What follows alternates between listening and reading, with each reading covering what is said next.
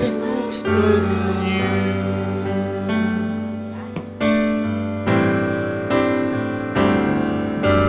Morning, night, and noon, your praises sent to heaven lights the smell of sweet perfume, filling every room. And yes, it is true. Praise looks good on you. Hallelujah. You bring the sacrifices and you offer up your praise. You lift your voice with singing, but your heart seems far away. More than a sacrifice, I'm looking for your life, holy and acceptable and pleasing in my sight. Isa pa yung first answer. So offer up your lives, yes, holy and acceptable, a willing sacrifice, precious in my sight. But all that you do, where all I want is you. Yung verse 1, subukan natin na. Yan. Hallelujah. When you lift your hands up high and you sing a song of praise to me, it brings me great delight. Yes, such a lovely sight. And yes, it is true. Praise looks good on you. Hallelujah. Morning, night, and noon, your grace is sent to heaven like the smell of sweet perfume, filling every room. And yes, it is true. Praise this good on you.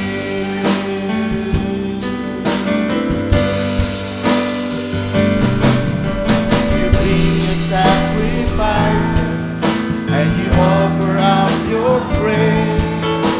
You lift your voice with singing, but your heart seems far away. More than a sacrifice, I'm looking for your life, holy and acceptable and pleasing in my sight. So offer up your life, holy and acceptable.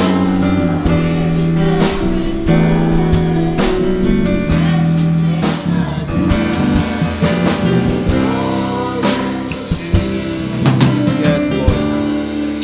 Where all I want is you. Amen. Praise the Lord. Tayo lahat tayo po, Ama. Kami nagpupuri sa iyo, Ama. Sa iyo namin binibigay ang pagluluwalhati at pagpupuri. Dahil alam namin, Panginoon, ikaw ang karapat-dapat na sambahin sa gabing ito. At it looks good on you, Father God. Bagay na bagay sa iyong maluwalhati. Bagay na bagay sa iyong masamba, Panginoon, sa gabi pong ito. O God, kaya naman, hayaan mo ang buong buhay namin. Hindi namin ang aming pagpupuri, Panginoon, kundi ang buong buhay namin, Panginoon, ay umakma, Panginoon, sa isang tama ng pagsamba. Dahil sabi na yung kasalita, Lord, hinahanap mo ang mga tunay na mananamba sa iyo. Hallelujah, sa Espiritu at katotohanan. Tanggapin mo kami, Ama, kasabay ng aming paglilinis sa aming mga sarili, sa aming kaisipan, sa aming mga puso, sa lahat ng aming mga gawa. Hayaan mong tanggapin mo kaming sa gabing ito. Hayaan mong, Lord, aming pananambitan, aming pananalangin, aming pagpupuri sa iyo, Panginoon, ay maging katanggap-tanggap bilang isang buhay na hain sa iyong harapan. Basbasan mo kami, Panginoon, habang nagpapatuloy. Hayaan mong ang lahat, Panginoon, ng mangyayari, magawa namin, Panginoon, ay nakalinya ayon sa iyong sakda ng kalooban. Pinagpupurihan kami ng mga pinapasalamatan ka namin sa gabing ito. Tanggapin mo ang aming pagpupuri at pagluwalhati sa iyong banal na pangalan. Ito po aming dalangin sa matamis at makipangalan ng aming Panginoon Kristo. Lahat ay magsabi ng Amen. Amen. Hallelujah. Amen. Magkamayan po tayo sa bawat isa. Purihin po ang Panginoon. At hindi na po tayo uupo, kundi tayo po nanatili nakatayo habang nagbabatian. Binabati po natin lahat na naka-tune in sa ating pong live streaming sa gipong ito. God bless you all. Samahan niyo kami sa pananambahan sa ating Panginoon. Amen. Lord Jesus. Minsan pa, palakpakan natin ating Panginoon. Punuin natin ang sanctuary nito ng pag-ibig ng ating Panginoon. Ibigin natin siya ng buong tapat, buong puso, buong kaluluwa. Dahil una siyang nagmahal sa atin, una niya tayong inibig. Amen. Punuin mo ng pag-ibig ang buhay ko. Hallelujah. Thank you, Lord Jesus.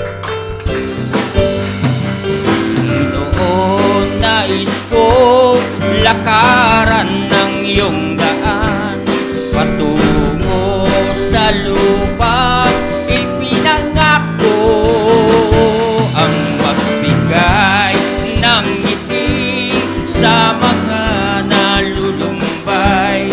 Punuin mo ng pag-ibig ang buhay ko.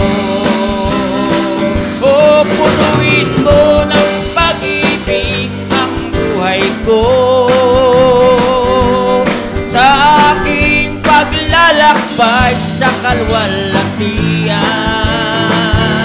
hayaan mong ako'y lumakad ng may awit at ngiti.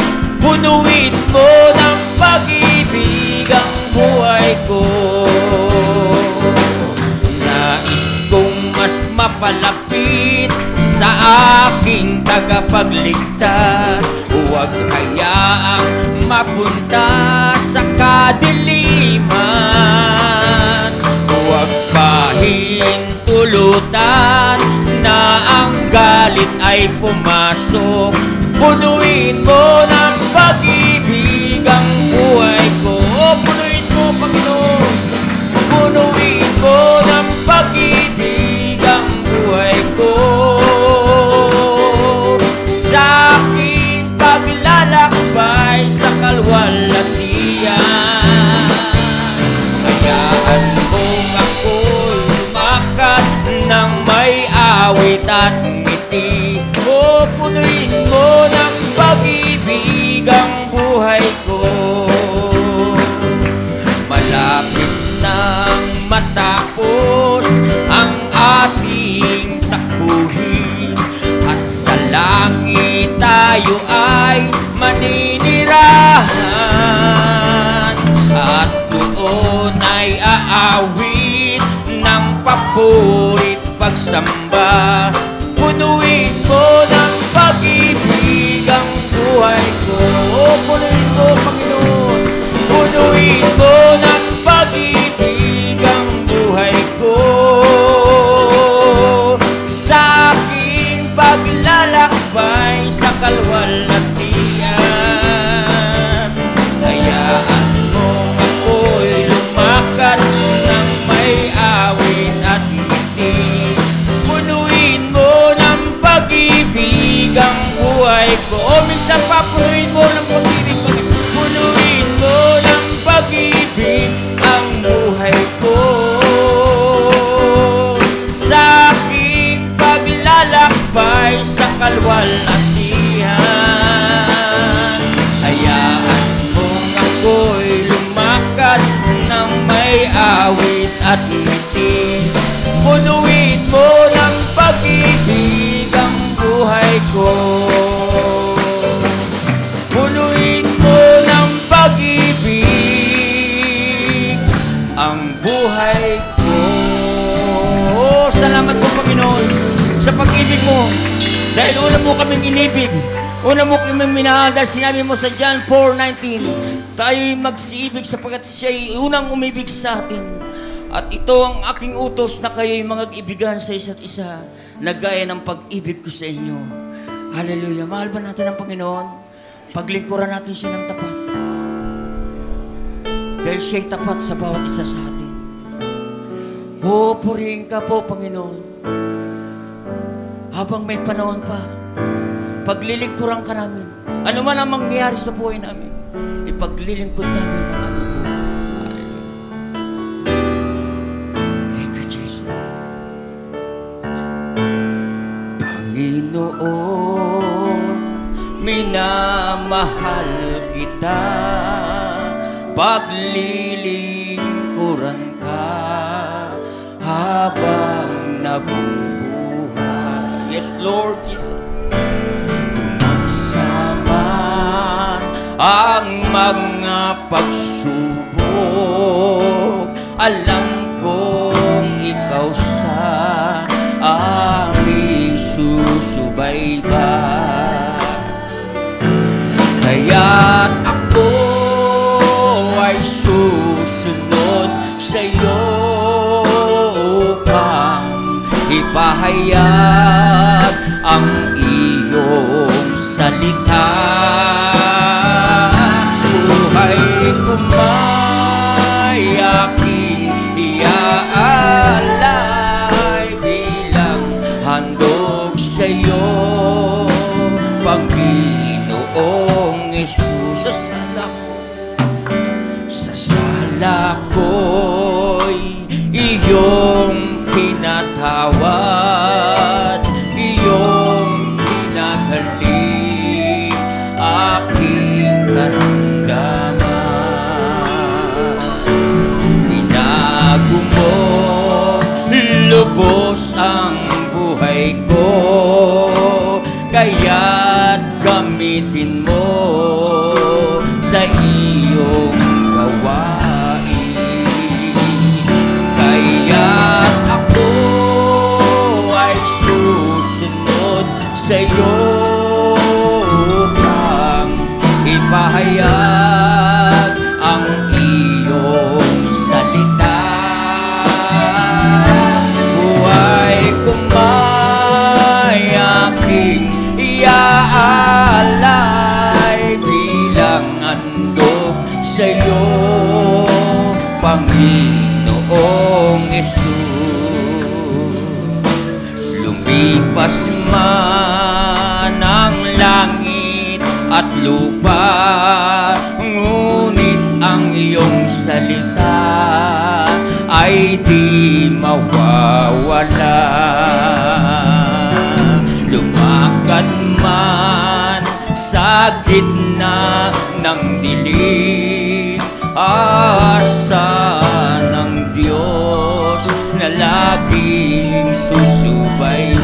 Hallelujah, Lord Jesus.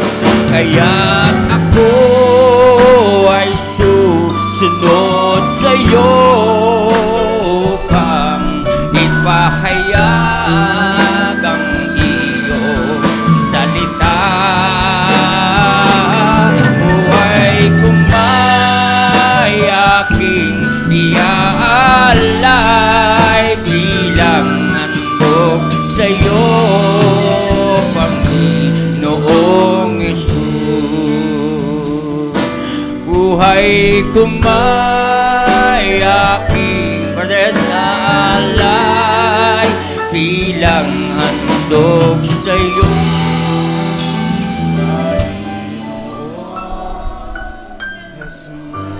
Amen. Purihin po natin ang Panginoon sa dito.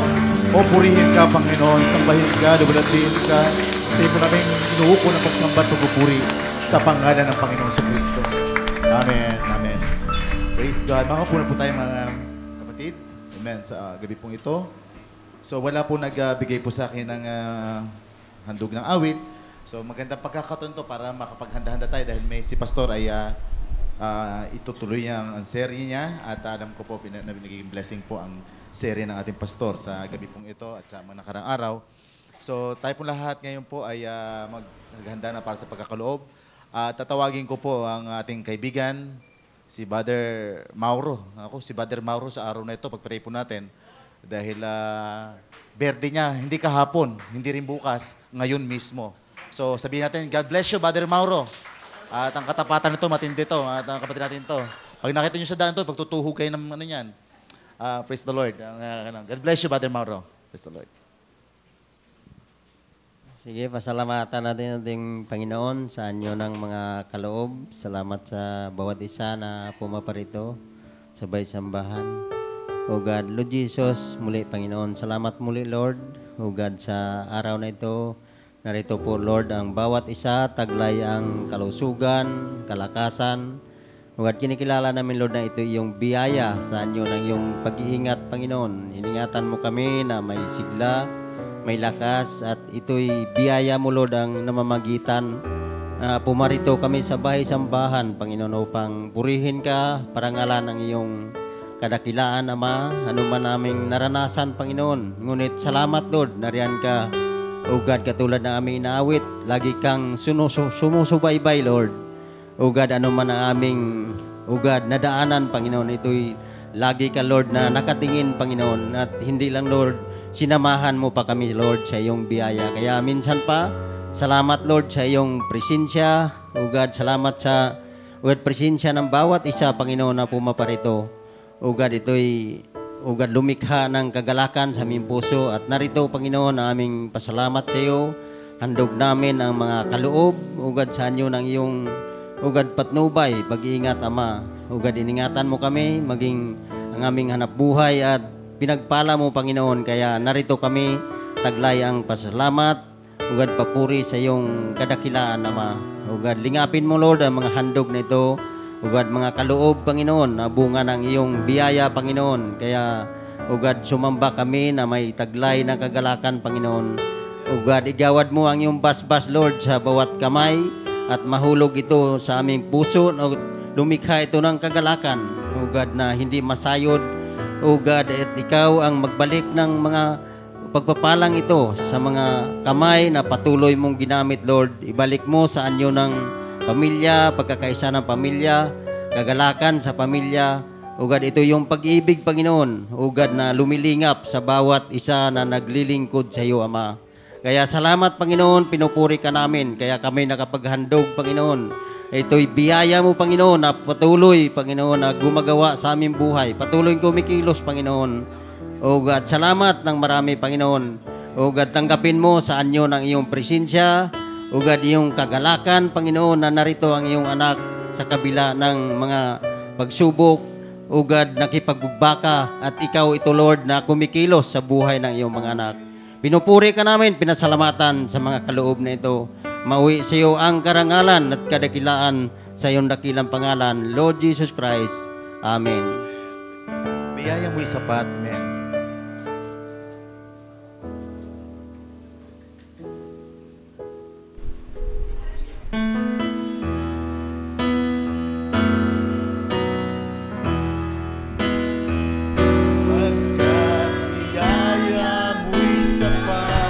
Sa pangangailangan ng lahat, pag-ibig mo'y wagas, kailan ba'y di magwawakas? Ang mundo may maghirap, pagpapala mo'y laging sapat. Dapat nga lang na makilala ka na lahat. Puso kayo namamangha. Isip ko'y namamaha sa pagpapala mo at sa biyayang sapat sa panghinaan mo. Araw-araw, O Jesus, sa lahat ng tao, pinamamagas mo.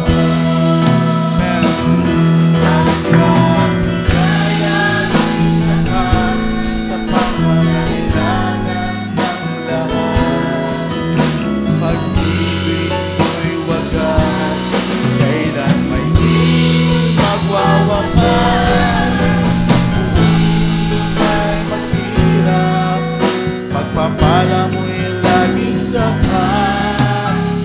Dapat nga lang na makilala ka na lahat. Dapat nga lang na makilala ka na lahat. Amen. Praise the Lord. Tayo po'y amen, kumukuha sa sapat ng biyaya ng Panginoon na umaapaw, amen, sa ating kaligitnaan, sa kanyang presensya, sa kanyang pag-ibig po sa atin. Amen. Praise the Lord. Binabati po natin ang lahat sa pangalan ng ating Panginoon. Binabati ko po ang aking mga anak sa ibang bansa. Alam nyo, may mga tao po na akala siguro nagyayabang ako na sa ibang bansa mga anak ko, pero totoo, nalulungkot ako. Alam ng mga anak ko kung gaano kabigat ang puso ko nang umalis sila sa tahanan. Ilalay ko sila challenge, umuwi kayo dito sa Pilipinas. Maganda lang ang Australia, maganda lang yung Kuwait, maganda lang yung Dubai, pero sa ano lang, sa boses lang yan. Pero nakakalungkot na nagkakahiwalay ka ng pamilya. Nakakaliya ka. Amen. Praise the Lord. Pagpray po natin ang mga kapatid natin sa ibang bansa. Alam nyo, kahit yung sa radyo po, ay dinidiscourage po nila yung mga overseas worker. Talagang hindi po maganda yung kalalagayan nila. Mas maganda pa rin dito sa Pilipinas. Mas maganda pa rin dito. Kaya china-challenge po natin sila na kung yung anak ko nga, nagpapaalam tayo, pwede bang after ng schooling ko, susunod na ako kay Kuya Jeos, sabi gano'n. Sabi ko, hindi, dito tayo sa Pilipinas. Kapit kamay tayo rito. Isa para sa lahat, lahat para sa isa. Amen. Praise the Lord. So para mapanatag po mga kapatid natin ngayon, mga kapatid, ay welcome muna natin yung mga bisita natin sa ating pananambahan upang sila ay maging komportable sa kanilang kinatayuan, kinanilagayan at mapil nila ng ating presensya. Wini-welcome po natin ating mga visitors sa gabi pong ito. Amen. Wini-welcome po natin si Brother Percival and Ferdinand Cruz from Mangaldan Church. Kumusta eh? Oh, yan. Kumusta? Welcome sa ating gawain sa from Mangaldan Church. God bless you. Kumusta na sa inyo, Pastor? At kapilit din po natin ang si Jobet Alimasa. Ito yung invited ni Sister Joy Ambrosio. God bless you. Welcome, brother. Naka-ID pa, ha? God bless you. Amen. At okay, wala na. At bago po tayo tumungo sa announcement, ay pinapalala po ng departamento po ng Group 4 na kami po ay magsasagawa po ng group meeting siguro sa first week of February. First week. At sa linggo po ay huwag kang iiwas sa akin dahil papipirmahin ko kayo sa mga binigay niyong pledges sa akin para makita ko lang. Kasi may mga nakita akong mga kapatira na dati nagbibigay tapos nang bandang huli tumigil. Iniisip ko baka napunta kila Chris, napunta sa ibang kila Brother Jong, baka nagkakasalisihan yung bigay natin. So, wag ko kayo matakot dahil hindi ko kayo sisingilin, papipirmahin ko lang kayo para makita po natin kung ano po yung pinagagawa nyo. Sorry for the term. At ganoon din po mga kapatid, pinapalala din po natin, Pastor, dapat ho renewal. Pero sabi nga, baka magkasala pa tayo na pa-renew. Sabi lang ni Pastor, kung ano na sa puso nyo, itutuloy natin, saka na tayo mag-uusap-usap tungkol sa mga bagay na ito. So, tama-tama po sa Group 4, ay magre-report po ko at makikita niyo po kung saan natin binibigay po yun at makita po natin kung ano po ang pinaka-intention kung bakit ito tayo nag-iipon tungkol doon. Magre-report ako konti at pagkatapos po ang Group 4, sa grupo namin, Group 4, ay magpapakain po kami. Papakayawin natin yung tinda ng mga kabataan sa labas. Amen. Praise the Lord. So, pinapaabot po din po natin mga kapatid ang prayer request na ito. Ewan ko nandito sa announcement. Sige, tingnan natin sa ilang announcement. So sa linggo ay youth service. Inapanapala po natin sa mga kabataan ang gawain po sa Sunday. 1:30 p.m. Sa January 26, last Sunday of the month, all MCs, ushers, song leaders, and musicians will have a meeting with Pastor Ray at 1:30 p.m. Thank you for your cooperation, Word of Deacons. Amen. Pag-uusapan po natin lang bagay. At doon din po, kapag tapos po noon, sa ganap na ika-4 naman ng hapon, ay meron tayong communion and feet washing service.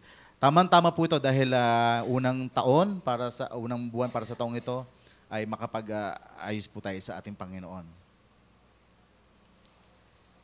At sa February na po, ay ating pong pinapalala ng ating men's department. Tama-tama to sa mga hindi naka-attend noong January. Naku, na-miss nyo yung gawain po namin ng January. Pero meron tayong isinalang na gawain sa ating overnight fellowship sa February 4, Tuesday. What is the origin of Valentine's Day? A vain custom. So pag-aaralan po natin po ito at dahil po lalo yan sa February 14 ay usong-uso naman po yung mga ganyang tawag ito. Yun na yun. At ganoon din po ang disproving the doctrine of Jehovah Witnesses. Atin pong ano po yan, pinapaalala sa mga kapatiran sa February 4. Amen. Pag-pray po natin, naway po maging matagumpay. Yung una pong tatalakayin po namin ay si Brother Hansel, tapos ang doctrine mo po sa Jehovah Witnesses. Kung di ako nagawin, Brother Arnel to. Sino ba? Si Brother Arnel yata. So, yun po. At meron pa ba? Okay, prayer requests.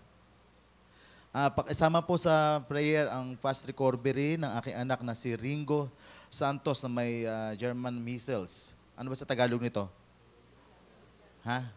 Tigdas. So, thanks and God bless Sister Jenny Santos. Nako, may outbreak po pala ng tigdas. Kaya sa mga kabataan, sa mga bata, so pag-pray po natin na nawa po ay maingatan po tayo, itiligtas po tayo sa mga gantong klaseng karamdaman. Humihingi po ako ng panalangin para sa kagalingan ng aking anak na si Sophia Isabel dahil siya po ay may sinat. Maraming salamat sa ating Panginoon Jesus. Sister Nimpa. Okay, pinapaabot din po ng ating pastor ang mga gawain po natin. Sa linggo po ay dadayo po kami sa Pampanga. 2 pong gawain ang nakasalang po doon sa Dao at sa Magalang. Binabati po natin mga taga Magalang. Maya pabengi po kay Kayungan. At hintayin nyo kami, pupunta kami yung grupo po namin, Group A.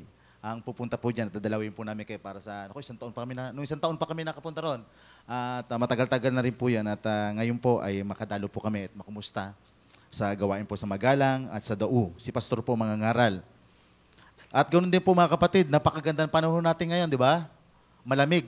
Pero ang totoo po niyan, may namataan naman daw na LPA at ngayon po ay nananalasa sa lugar po ng Mindanao. At meron pong pagbaha na nagaganap at ayon po sa balita ay halos 24 ng nilalang ang namamatay. So, hindi po malungkot na kwento. Dapat ho, na-enjoy po natin ang summer vacation. But ito, may nakikita silang mga bagyo na naman. Sana po ay hindi maging bagyo ang low pressure po nakikita sa dakong yan ng Mindanao at Visayas. So, pag-pray po natin na sila ay maging ligtas sa ganung panahon at may handa tayo. Sabi nga ni Balong, wag muna ngayon. Wag muna. No, parang ganun lang yun. Wag muna ngayon. No? So, yun lang po ang mga panalangin po natin. Pinapanalangin natin ating mga kapatiran at ang ating mga gawain po sa iba't ibang bandako ng bansa. May gawain din po tayo sa linggo sa barracks. At kung hindi po nagkakamali ay may babautismohan po sa barracks muli. Pag-pray po natin mga gawain po natin nakasalan sa mga susunod pong mga araw. Tayo pong lahat ay tatayo na. Naku, maagang-maagang bibigay kay Pastor. Sa inyo sa po natin, Pastor. Alam niyo po, pinagpapala po ako sa gawain po ng ating gawain, mga nakaraang pong linggo pa hanggang sa ngayon, yung mga siniseri ng ating pastor tungkol po sa overcoming sins of omission. Tama yung sabi kay pastor, para may nagagawa ka, dapat may ginagawa tayo na dapat may ginawa na tayo dapat na hindi natin nagawa. Diba? Sana magawa natin para sa taong ito. Minsan, nakalimutan natin mag-sorry. Diba? Dapat nakapag-sorry na tayo. Dapat nasabi natin, mahal natin ating kapatid, pero hindi natin nasabi. Practice kaya tayo ngayon. Sabihin nyo, I'm sorry. Hindi sa akin. Sabihin natin sa katabi natin, I'm sorry. Yan. Minsan, nagkukulan na tayo sa ganyan.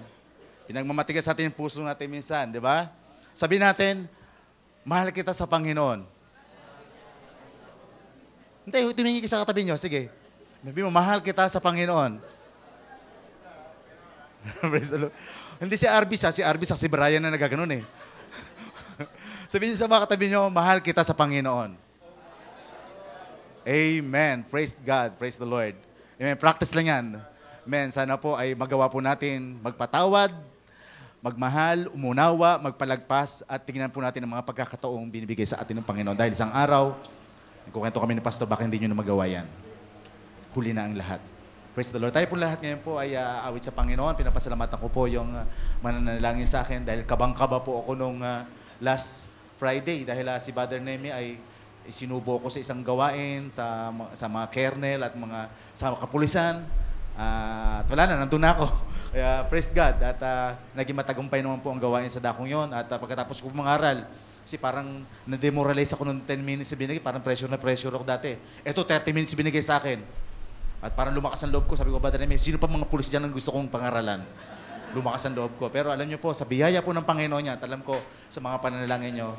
At next time, baka Lord willing, may mga kapulisan na dumayo po rin sa atin at makasama po natin. Yung pulis nga nung linggo, di ba? Yun. Hindi namin kasama yun. Amen. Praise the Lord po. Alam ko po na pagpapalain po tayo ng ating Panginoon. Praise the Lord. Tayo pong lahat ay awit sa Panginoon. Awitin natin, all I want to do. Amen. Sana magawa po natin magmahal, magawa po natin umibig, magawa natin ang lahat ng pwedeng ipagawa pa natin sa Panginoon. Amen. Sa gabong ito. Amen. Praise the Lord. Praise God. Yes. All I want to do is love you. Yes, Lord. So glad that His love for me. Oh, Jesus paid the price of redemption. On that cross of Calvary. So every day my heart will praise Him. I know I'll never be the same. All I want to do is love you, God is holy. Sa Tagalog, ang tanging nais ko, ibig siya. Hallelujah. Dakila ang paglingan niya. Yes, Lord. Dahil sa akin siya'y nagdusa. Let's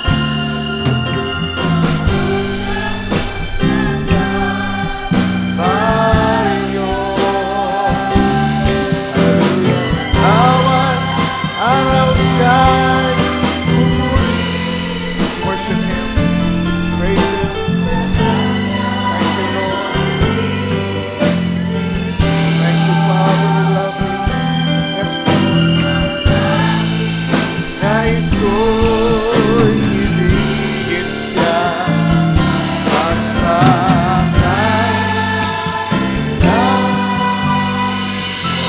Sing it one more time now.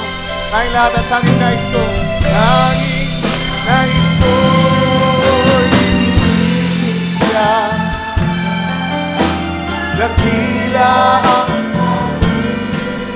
ngap niya. Thank you, Father. Dahil sa akin siya'y nagdusa. Doon sa krus ng Kalbaryo. Hallelujah, hallelujah. Araw siya'y pupurihin. Love you, Father. Sa Kanya ay maglilingkod. Hallelujah. Tanging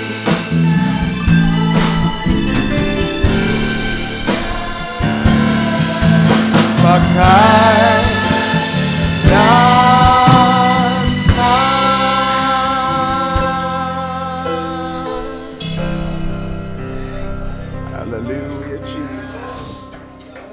Hallelujah, hallelujah. Hallelujah. Tayong lahat ay dumalangin sa Kanya. Ama namin, araw-araw, sa tuwina, nais naming makapaglingkod sa iyo, Panginoon. Dahil sa pag-ibig na inialay mo sa amin, ganun na lang, Panginoon, na nahuli mo ang aming puso. Na, Panginoon, punong-puno kami ng appreciation sa dakilang biyaya na inabot mo sa amin. Hindi kami karapat-dapat, ngunit dinampot mo pa rin kami. Inibig mo pa rin kami. Hindi kami kaibig-ibig, pero minahal mo kami ng lubusan. Hallelujah. Tinaas mo kami sa makalangit na dako. At pag aming babalikan, titignan na aming pinagmulan, nanliliit kami sa biyaya mo, Panginoon. Salamat po. Kaya nga, Panginoon, kung tama ang pagtingin namin sa pag-ibig mo at sa biyaya mo, hindi kami papayag na lalampas sa isang araw na hindi namin masabing mahal ka namin, Panginoon. Nagpapasalamat kami sa biyaya mo, nagpapasalamat kami sa pagliligtas mo, papasalamat kami sa kabutihan mo sa amin. Kung tama ang aming pagtingin sa biyaya mo, hindi kami papayag na lalampas sa isang araw na hindi kami makapaglingkod sa iyo. Sa anumang paraan na kaya namin, sa anumang paraan na available, Lord. Kung titingin lang kami sa aming paligid, napakaraming paraan para paglingkuran ka. At patawarin mo kami kung merong mga araw na lumalampas na hindi namin nagawa yun, Panginoon. We want to love you, we want to serve you, Lord. Every day, every moment, Lord, of our lives. Ikaw po ang dahilan ng aming existence, Lord. Ang paglingkuran ka ay kagalakan sa amin. Hindi po ito mabigat. Hindi ito isang bagay na pinipilit namin out of duty. Hindi dahil sa itinuro lang sa amin sa church, kundi dahil ito ang laman ng aming puso, ang paglingkuran ka, Panginoon. We thank you, Father. May you open up, Lord, the eyes of those na hindi ganito ang tingin sa kanilang paglilingkod. Kung meron ditong, Lord, nandito lang dahil ang palagay niya, duty niya. Kailangan, Lord. Para baguhin mo ang kanyang pananaw, pakita mo ang tunay na kahulugan ng tamang paglilingkod sa iyo. That's our prayer, Lord, tonight as we open your word again. Para minsan pa, Lord, ituloy ang isang vein na binuksan mo sa amin kung saan, Panginoon, nangungusap ka sa amin tungkol sa paksang ito, Ama. Tulungan mo pong ilingkod, makapagpatianod ng lubos sa iyong Espiritu. In the name of the Lord Jesus Christ. Amen. Habang nakatayo tayo, buksan natin ating mga Biblia. Minsan pa sa James chapter 4, verse 17. James chapter 4, 17. Therefore to him that knoweth to do good, and doeth it not, to him it is sin. Galatians chapter 6, verses 9 to 10. Galatians 6, 9 to 10.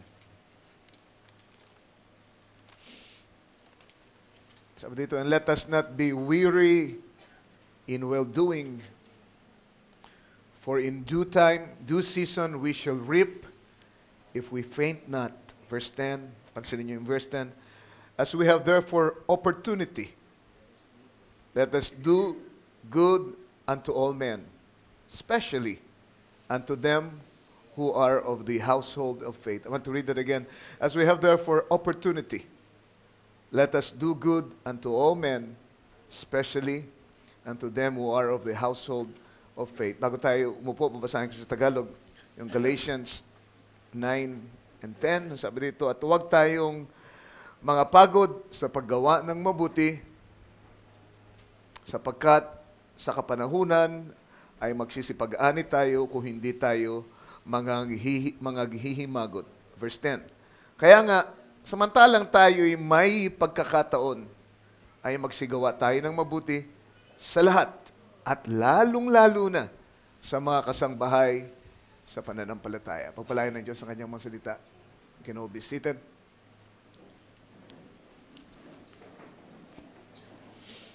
Titignan natin ulit ang ating simulang paksa tungkol sa overcoming the sin of omission.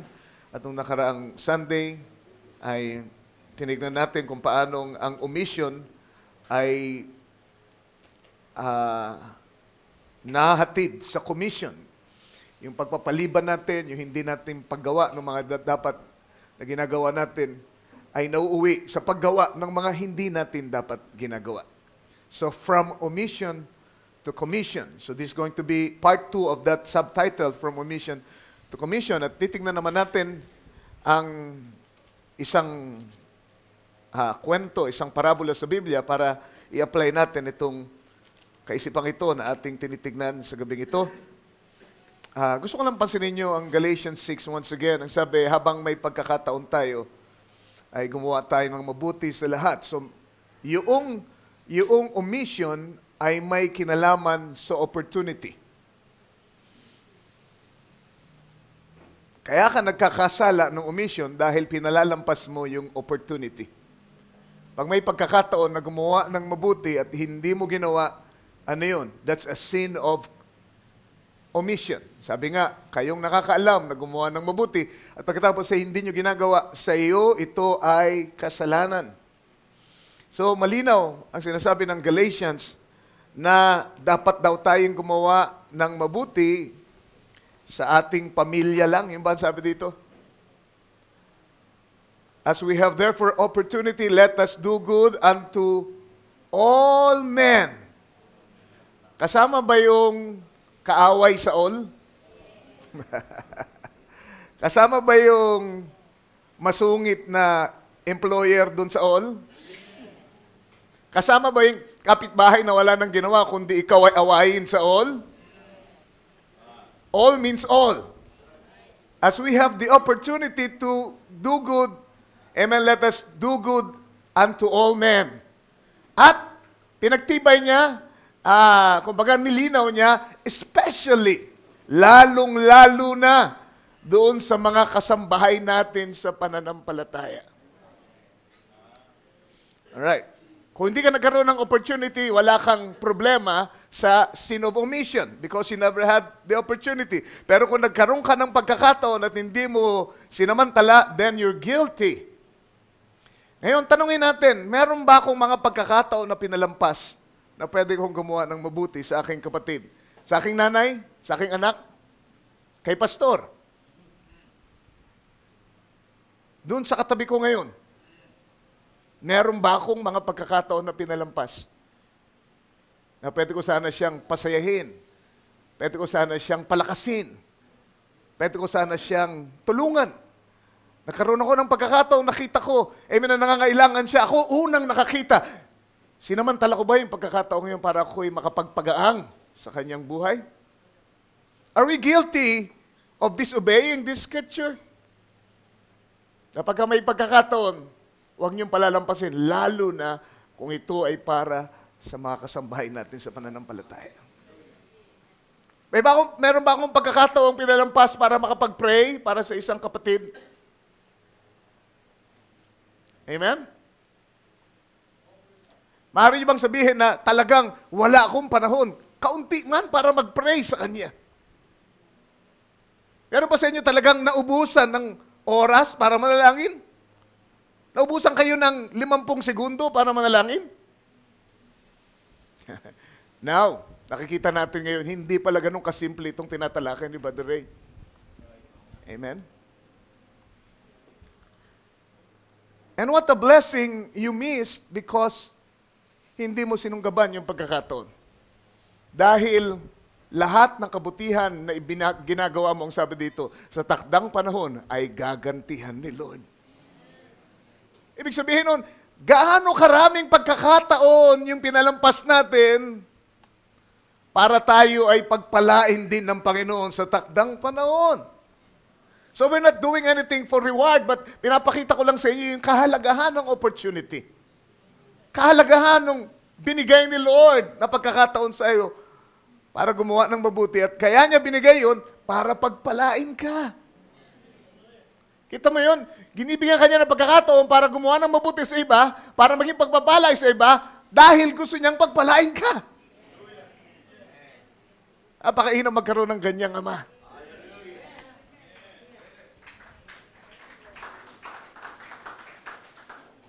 Naalala ko yung sabi ni Theodore Roosevelt. Ayan yung hiramin ko yung kanyang isang magandang quotation tungkol dito. Sabi niya, do what you can with what you have where you are. Do what you can with what you have where you are. Dahil alam nyo, kaya kayo nilagay ng Diyos dyan sa lugar na kinaroroonan nyo?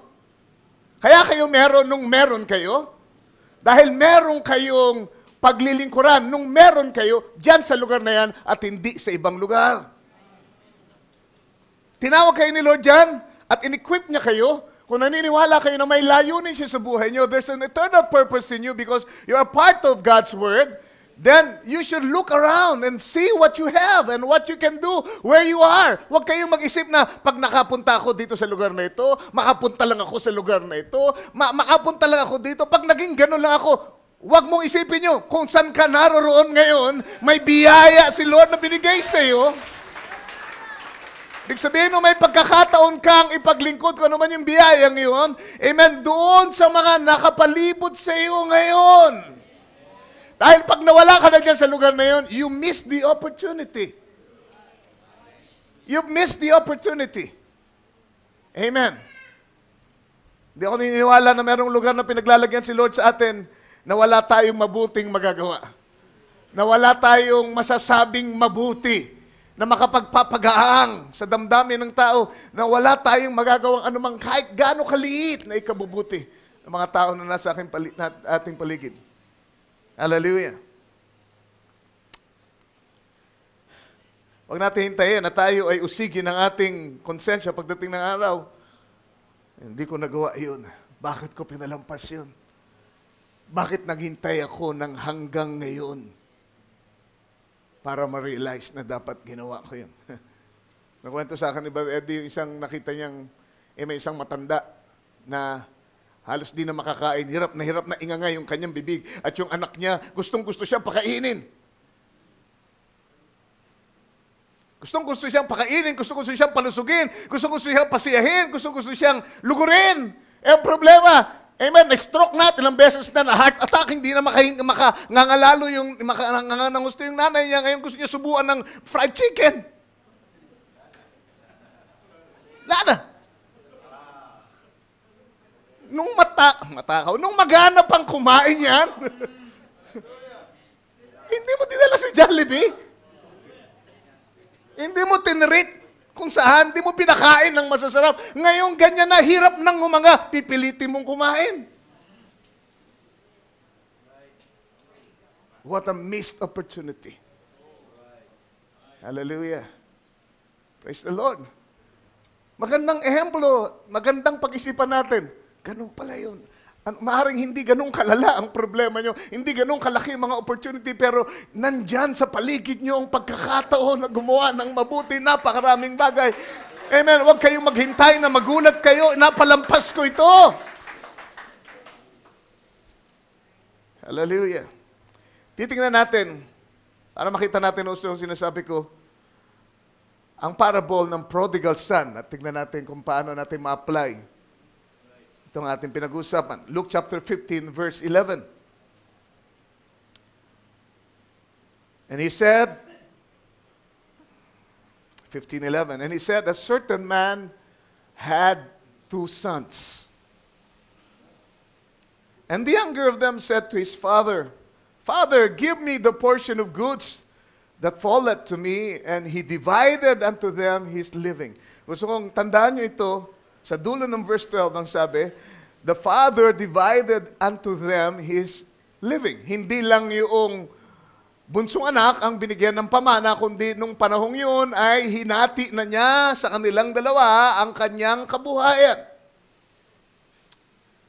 Kaya lang, ang nangyari, yung isa na natili sa bahay, yung isa lumipat ng lugar. But they both had their portions.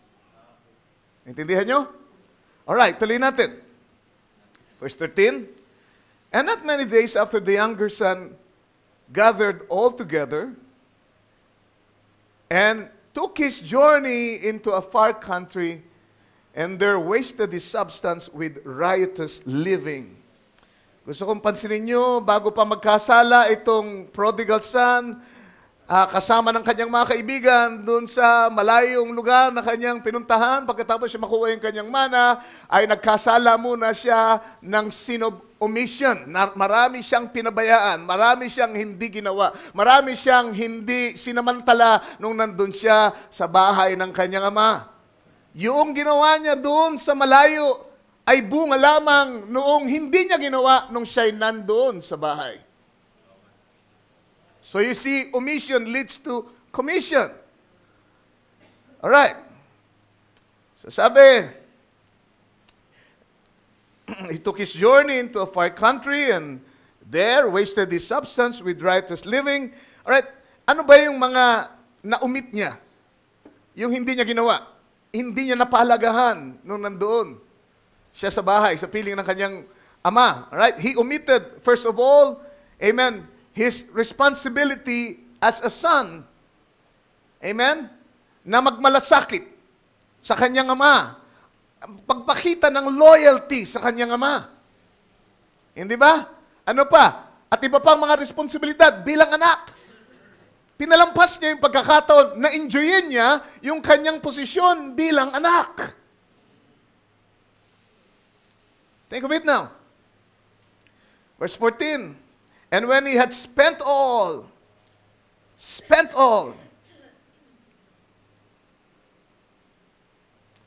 there arose a mighty famine in the land, and he began to be in want. Verse 15. And he went and joined himself to a citizen of that country, and he sent him into his fields to feed swine. Nang ito ay kinukwento ng ating Panginoon sa mga disipulos at sa mga Hudyo, isipin niyo kung anong reaksyon nila, napakarumi ng baboy para sa isang Hudyo. At yung prodigal son, sa kwento niyang ito, sa parabola niya, ay humantong sa pag-aalaga ng baboy. Parang nandidiri. Parang nakikinig-inita ko kung gano'n nandidiri yung mga nakikinig. Amen. Sa parabolang ito, tungkol sa nangyari doon sa prodigal son. At ang sabi sa verse 16, and he would fain have filled his belly with the husk that the swine did eat, and no man gave unto him. Noong una, pagka narinig ko itong kwento ng prodigal son, ang pagkakaintindi ko, kumakain siya ng ipa na pagkain ng baboy. Pero ayon dito sa binabasa natin ngayon sa verse 16, ang sabi, gusto niya sana kumain. Gusto niya sanang mabusog ng ipa, pero hindi pa siya pinayagan. Walang sinumang nagbigay sa kanya, ipa na lang. Pero hindi pa siya binigyan ng amo niya. Oops, pagkakakain, wag mong hatian yung baboy ko.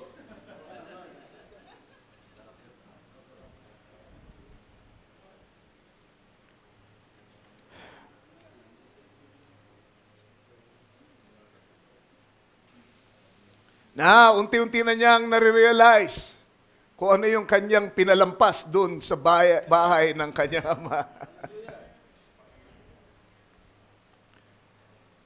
Yung material na blessing, natatapos, nauubos, nawawala. Pero yung relationship niya na dating ini-enjoy doon sa bahay ng kanyang ama, ay nandun pa rin. Kaya lang malayo siya ngayon. Malayo siya. Yun ang sinasabi ko, di ba? Malayo siya. Lumipat siya sa malayong lugar. He did not make the best out of what he had when he was there in the household of the Father. Kaya nga sabi ni Tudor, di ba? Kung anong meron ka, diyan sa kinaroroonan mo. Make the best out of it.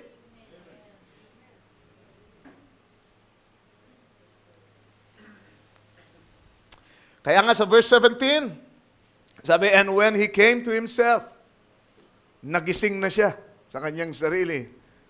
Nung maghirap na siya ng gusto, at nung kahit darak na lang, hindi pa maipakain sa kanya, naalala niya yung mga kabutihan na ini-enjoy niya doon sa kanyang ama, na hindi niya pinahalagahan, hindi niya in-appreciate. And when he came to himself, he said, how many hired servants of my fathers have bread enough and to spare, and I perish with hunger?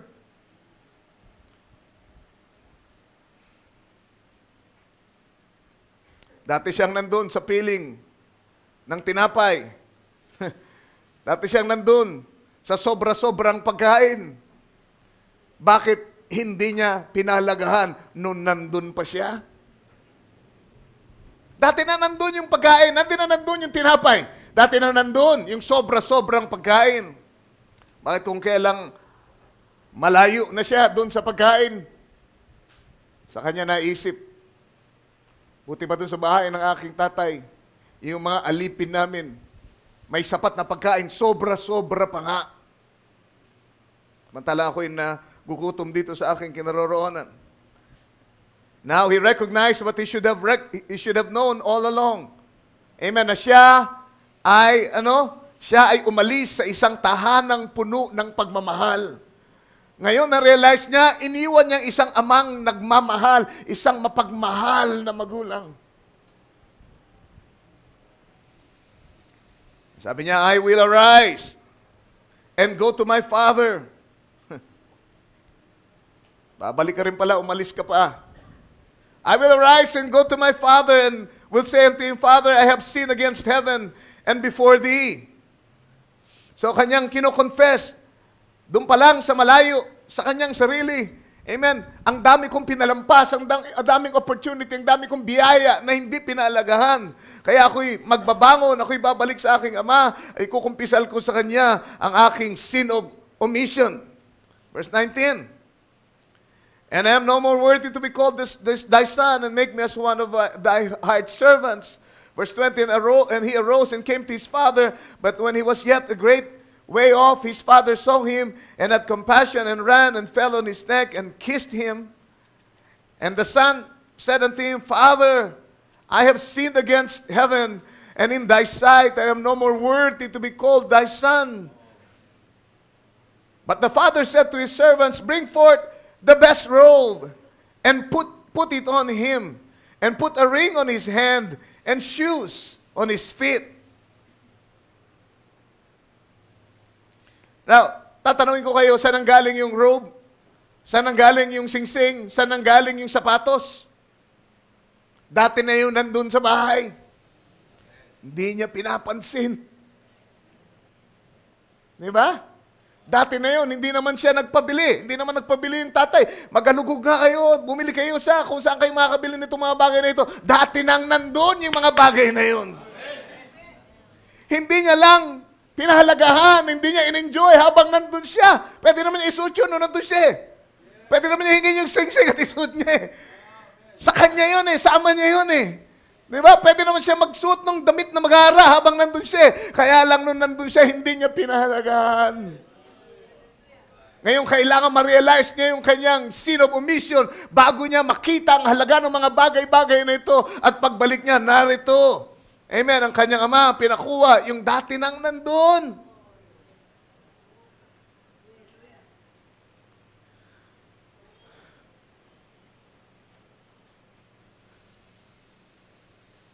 So sabi ng tatay niya, kunin mo yung best robe, kunin mo yung singsing, kunin mo yung sapatos, verse 23, and bring hither the fatted calf, and kill it, and let us eat, and be merry.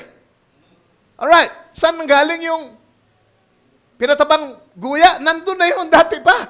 Hindi ako naniniwalang isa lang yung pinatabang guya nila. Baka pang ilang pinatabang guya na ito. Ang dami ng kinatay na ibang matabang guya.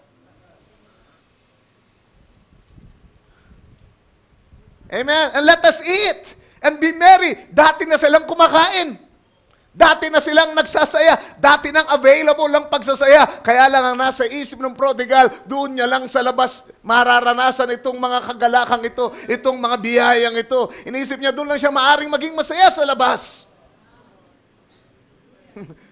Katulad ng maraming mga kabataan sa atin, kala nila doon lang sa labas may tunay na kasiyahan. Kala nila doon sa labas, doon sa labas ng confines ng church, doon sa hindi nakikita ni pastor, doon sa hindi siya napagsasabihan ng diakono, doon sa hindi siya napapaalalahanan, doon sa kung saan malaya siya, walang nakakakita.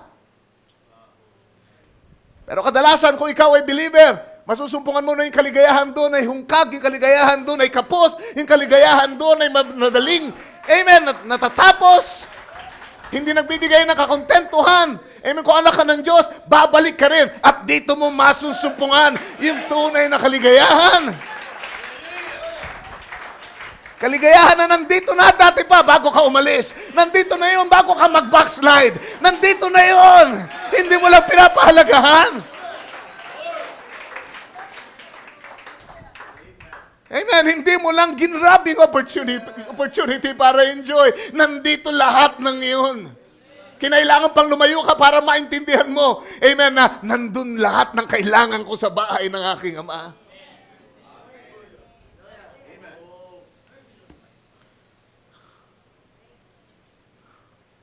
For this my son was dead, and is alive again. He was lost and is found, and they began to be merry.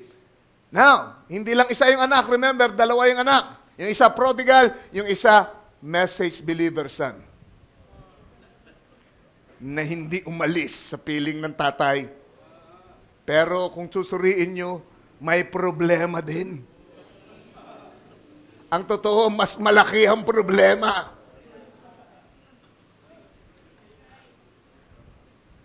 So, hindi lang yung umalis ang makasalanan, kundi yung nanatili ay makasalanan din.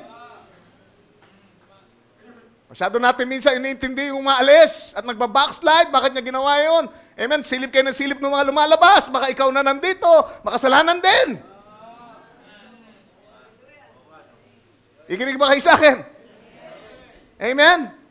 Alright, yung isa, bago siya nag-commit ng kung ano-anong kalaswaan at kasamaan doon sa labas, nag-commit siya ng mga bagay na dating nandito sa piling niya. Ikaw naman na nariyan, baka hindi mo napapansin. Amen, hindi ka nga gumagawa ng katulad ng ginawa nung lumabas, nung nag-backslide. Pero kumusta naman yung inuumit mo habang nandito ka? Yung omission sa commission, pareho lang yung kasalanan din yun. Alright, tignan natin. Bakit ba siya tinawag kong message believer? Good message believer. Ha? Siya yung pwede mong tatakan, talagang message believer kasi hindi nagpuputol ng buhok, hindi nagdidisco, hindi nanonood ng sine, nakikinig ba kayo sa akin? Hindi nagsisigarilyo, hindi uminom ng alak. Amen? Palagi mahaba ang buhok. Lahat yan ay mabuti, pero gusto ko pakita sa inyo ang kasamaan ng kalagayan nitong lalaking ito. Alright? Hindi tumatawa ng malakas, message believer, kasi para bang bawal magsaya, bawal magdiwang, bawal. You see, pero as far as looks, as far as form, wala kang may bubutas sa kanya. Amen? Kung titignan mo unang tingin, yan ang message believer. Pero kahabag-habag, nakakaawa kung titignan mo ang buhay, walang tunay na kaligayahan, walang kalayaan. Punong-puno ng kapaitan, puno ng inggit, puno ng paninita at ganun ba? Meron mo ganyan? Alright, tingnan natin kung meron ganito sa message. Mga hindi umaalis doon sa message. Masyado natin pinagagalitan, pinasasama yung umalis. Tignan natin itong hindi umalis.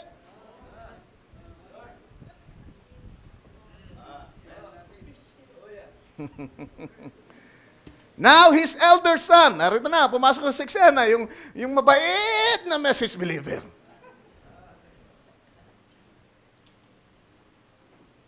Now, his elder son was in the field. Kita nyo, sipag, palagi nasa bukid, gawaan ng gawa. Ha? At ang sabi dito, and as he came and drew nigh to the house, he heard music and dancing. And he called one of the servants and asked what these things meant. Isipin nyo, taga ron sa kaharian, nung makarinig ng tugtugan at sayawan, makarinig ng kasiyahan, may banyaga sa kanya. Hindi umalis doon sa kaharian, pero banyaga ang kasayahan. Hindi umalis sa message, pero puros na lang siya trabaho, puros na lang siya work. Amen, wala na siyang panahon para magsaya, para maglibang, para, mag-party. I mean, in the right way. Magsaya, maging maligaya. Nakita na ba kayo ng ganyang message? Parang palaging, palaging binabantayan ka. Parang dinumero lahat ang kilos, kahabag-habag na nila lang.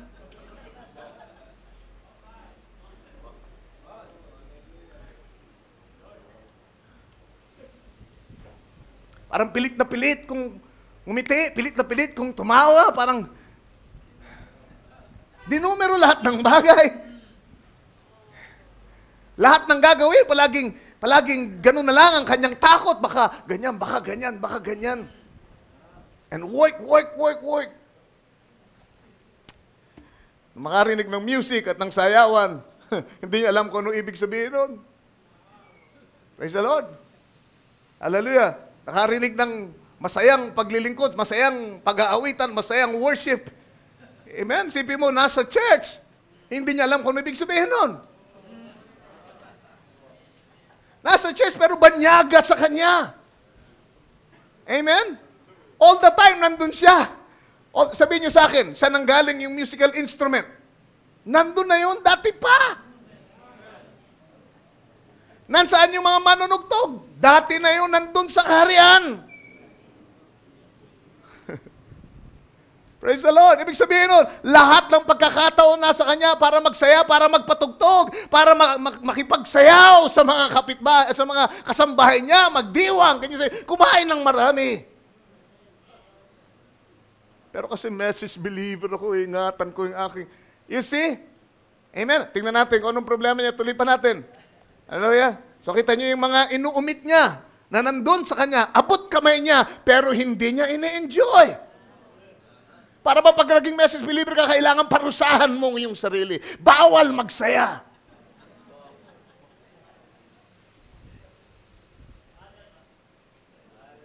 Amen? At ang sabi dito, verse 27, and he said unto him, thy brother is come, and thy father had killed the fatted calf. Amen? So kinailangan siyang pagpaliwanagan nung isa sa mga hindi pa niya kapatid, baka, kumbaga, foolish virgin, wala sa loob ng syudad. Siguro isa dun sa mga katulong. Diba? Yun nga, isa sa mga katulong at pinaliwanag sa kanya, kasi merong nag-backslide na bumalik. Praise the Lord. Nakikinig ba kayo? Pag merong tunay na nagsising backslider, dapat magdiwang tayo.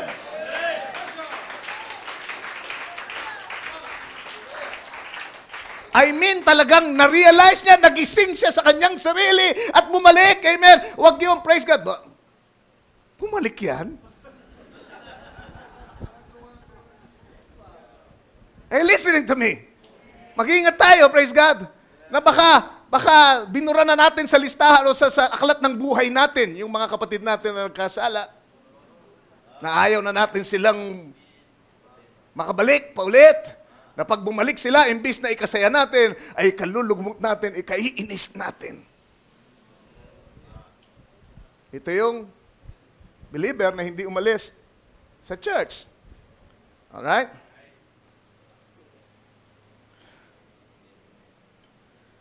Kasi merong bumalik, yung kapatid mo bumalik, kaya pinatay ng tatay mo yung pinatabang guya. Kaya ngayon, nagdiriwang sila. Sabi niya, because he had received him safe and sound. Amen? May buhay pa, ligtas na siya at maigi na siya ngayon, nakabalik siya ng ligtas at maigi. At, sabi sa verse 28, sabi dito, and he was angry. Yung message believer na hindi umalis sa church, he was angry. Ibig sabihin, yung tatay, tuwang-tuwa, siya, galit na galit. Kita nyo, at sino yung tatay dito? The Lord Jesus. The Father. Para doon sa mga tunay na nagbabalik loob. Pag bumalik siya, amen. Ang sabi nga sa langit, laksa-laksang mga anghel ang nagdiriwang. Praise the Lord! Nagpupuri, nagpapasalamat dahil bumalik ang isang anak ng Diyos. Merong nagising sa katotohanan. Merong naka-realize ng kanyang mga ginawa, mga pinabayaang opportunity dati. Ngayon gusto niyang bumalik. At sabihin, na-realize ko, ako'y nagkasala sa langit at sa iyo, aking Ama. Hallelujah. Pero ang reaksyon ng matandang kapatid, nagalit. Habang tuwang-tuwa ang tatay, siya umuusok ang ilong sa galit. He was angry. And would not go in. Ayaw umattend ng church. Kung nandyan yan, hindi ako attend.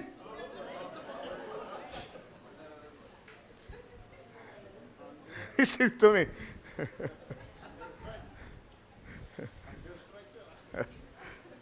And he would not go in.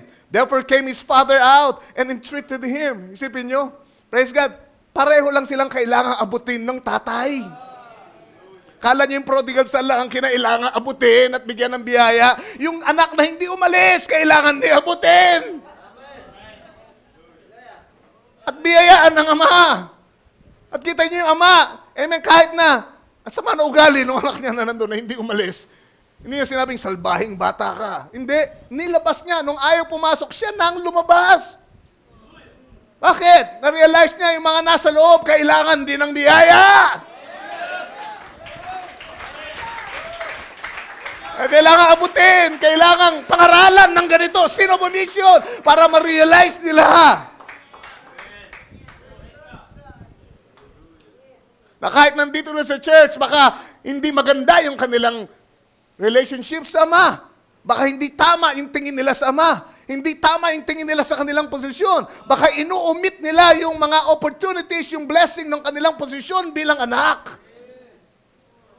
Sana naintindihan niyo ako? He was a son, certified son. Kaya lang, ang attitude niya sa paglilingkod ay mula sa servant's mind. Anak siya. May karapatan siya sa lahat ng pag-aari ng ama. At hinati na sa kanila, lahat ng sa ama ay sa kanya. Pero ang kanyang mental attitude ay, kailangan gawin ko ito kasi kailangan kong maglingkod sa ama. Maglilingkod ako. Okay lang ngayon maglingkod ka ng maglingkod, basta alam mo na anak ka. Amen? Yun ang gusto ko sabihin sa inyo, dapat naglilingkod tayo, amen, hindi galing dun sa mental attitude na tayo ay alipin. Hindi tayo alipin. Tayo ay mga anak ng Diyos. Amen. Kasi pag alipin ka, di ba, nililista mo lahat ng gawa mo kasi alipin ka eh, servant ka eh. Kasi yung gagawin mo, babayaran. Ito, ginawa ko yan. Dami nang babayaran ng tatay ko sa akin. Isipin mo yun, anak ka, ang mentality mo ganun, parang alipin. That you're working for reward. You're working because you feel like you are a servant.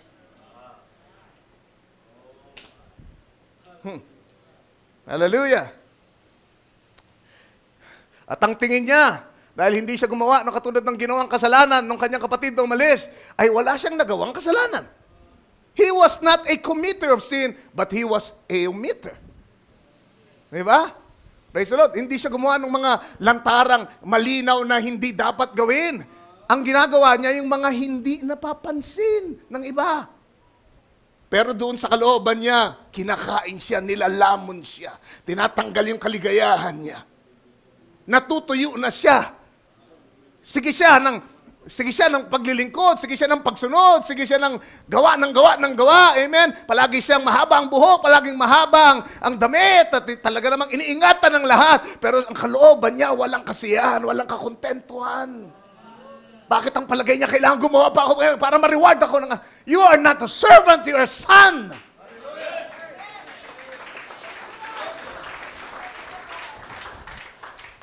Hallelujah!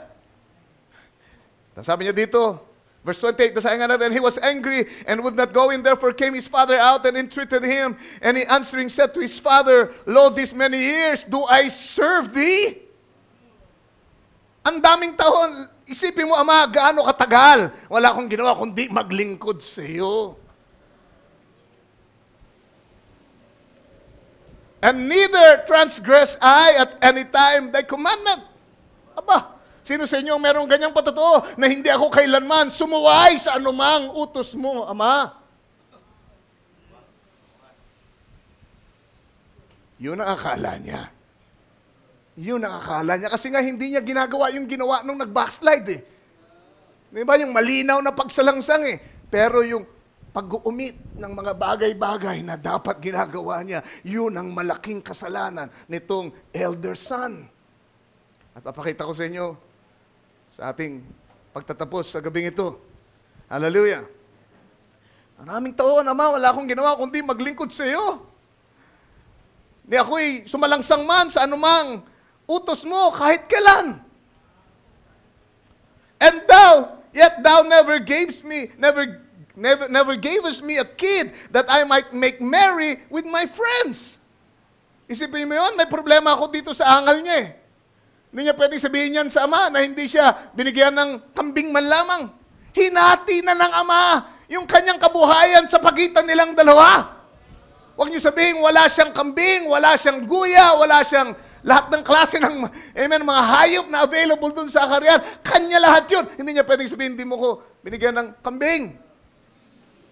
Dito ako, lingkod ako ng lingkod, samantalang yung aking kapatid, amen? Abay, nilustay niya yung kanyang pag-aari sa isang paluging pamumuhay. Pagkatapos nung bumalik siya, ay pinagkatay mo ng pinatabang guya. Alam mo, yun ang malaking problema talaga nitong lalaking ito, itong elder son, yung pinatabang guya. Alam niyo kung bakit? Kasi yun lang ang binanggit niya. Hindi niya binanggit, bakit binigyan mo ng singsing, binigyan mo ng raw, bakit binigyan mo ng ganito, bakit pinakain mo? Ang sabi niya, tay, hindi mo ko binigyan ng kambing, samantalang yan, no? Yung pinakamatabang guya pa. Alam niyo kung bakit, spiritually speaking, yung pinatabang guya ay pumapatungkol kay Kristo, the red heifer, na ang kanyang dugo ay luminis sa kasalanan ng sanglibutan. Ang kanyang dugo ay tumatakip sa lahat ng kasalanan. Nakikinig ba kayo sa akin? Ito yung dugo ni Kristo na kahit hindi elect, pwedeng iligtas. At yung message believer na ito, yung hindi umalis, amen, hindi niya maintindihan na meron pang ibang ligtas kesa sa kanya. Kaya ang reklamo niya, bakit binigyan mo ng fatted calf? Bakit si Kristo in-apply? Bakit yung salvation in-apply mo sa kanya? Samantalang ganun ang ginawa niya. Yung kanyang pangarap na siya lang ang ligtas, na siya lang ang elected, siya lang ang pupunta sa langit, siya lang ang papasok sa syudad, ay nasira nung bumalik yung kanyang kapatid. At ngayon ay pinagpatay ng matabang guya ng kanyang ama. Ibig sabihin nun, spiritually speaking, siya ay sakop ng biyaya, siya ay sakop ng dugo.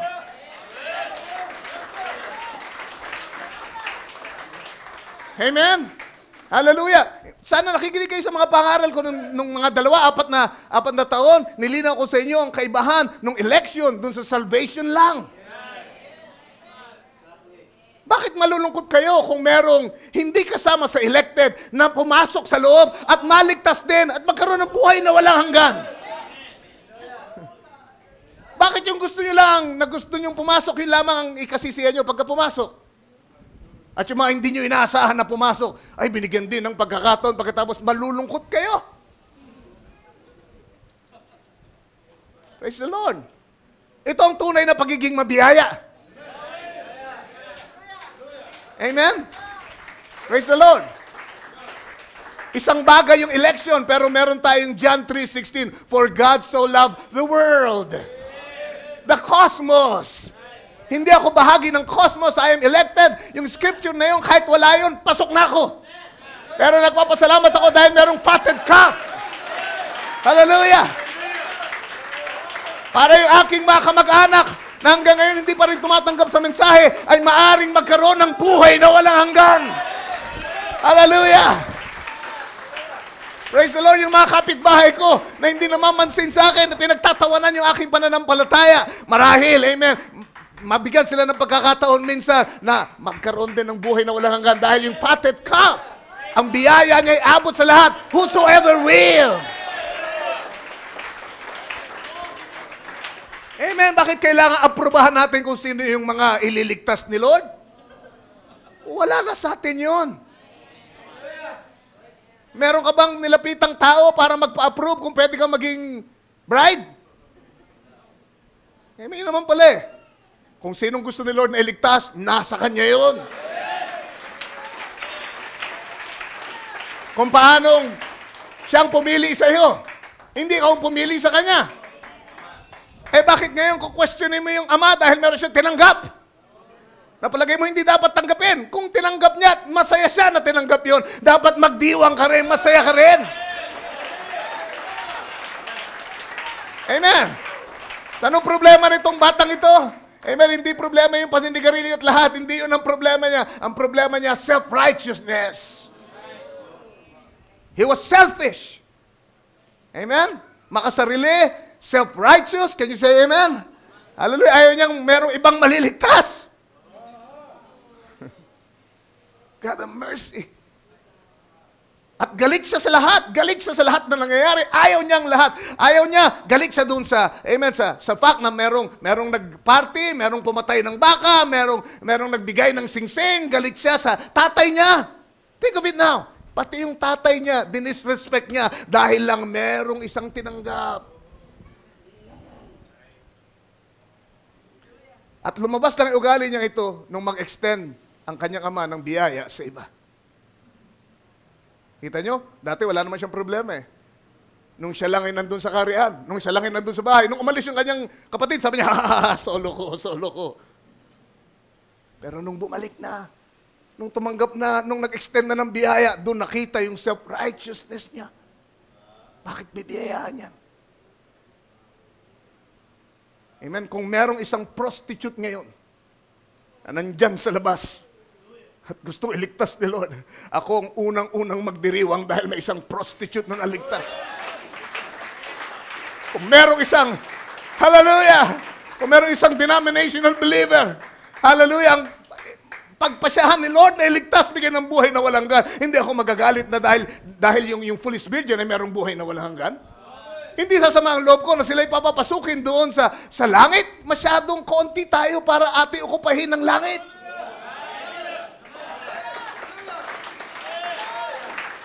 Kung merong bakla at tomboy na pumarito ngayon at magbago ang buhay, magdiriwang ako.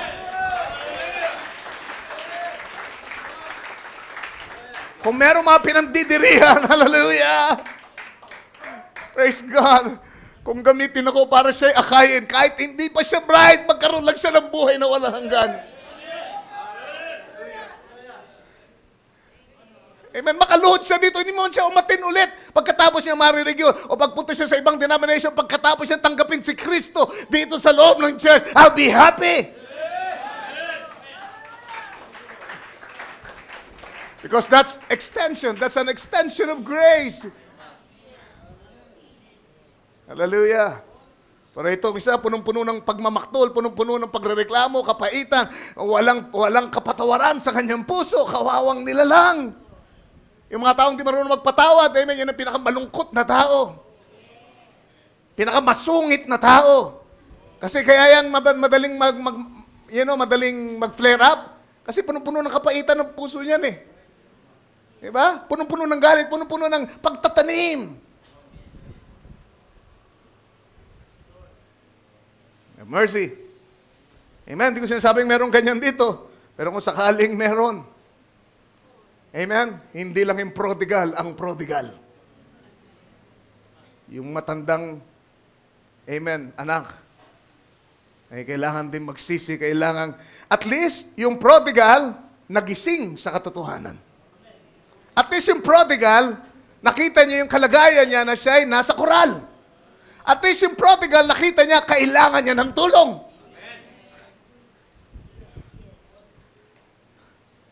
Hallelujah. Have mercy. At least yung prodigal nagising. At siya'y umamin na kailangan niya ng mga bagay-bagay. Ang problema nitong elder son, amen, nasa bahay siya pero hindi pa rin nagigising. Nasa church siya pero hindi pa rin nagigising.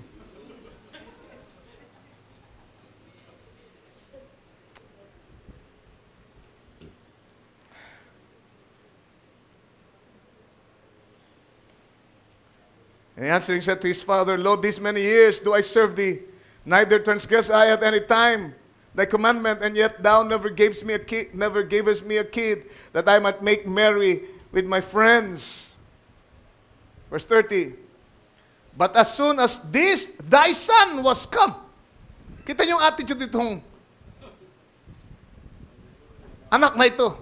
Nung dumating itong anak mo, wag mo sabihin, kapatid ko yan. Nakita niyo ba yun? Anak mo yan. Tinawag ba niya kailanman na kapatid niya yung kanyang nag-backslide na kapatid? Sabi niya, Dai san, kung gusto mo tawagin sa niya, bahala ka sa buhay mo.